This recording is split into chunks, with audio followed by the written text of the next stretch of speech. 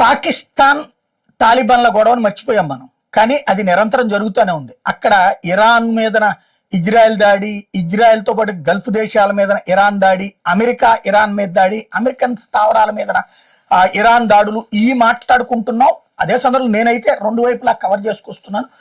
ఆఫ్ఘనిస్తాన్లో తాలిబాన్లకి పాకిస్తాన్కి సంబంధించినటువంటి ఉద్రిక్త వాతావరణం పతాక స్థాయికి చేరింది.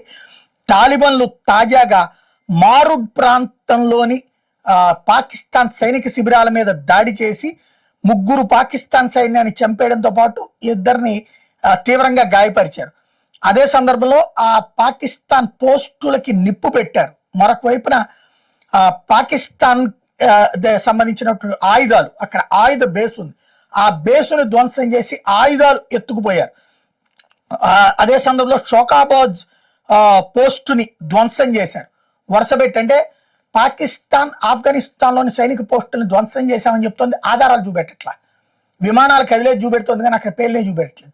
బట్ పాకిస్తాన్ సైన్యం పట్టుకున్నది, చంపింది, ధ్వంసం చేస్తుంది, నాశనం చేస్తుంది, వీడియోలను రిలీజ్ చేస్తున్నారు తాలిబాన్లు. తాజాగా తాలిబాన్ల దాడిలో పెను విధ్వంసం అయితే జరుగుతోంది పాకిస్తాన్కి.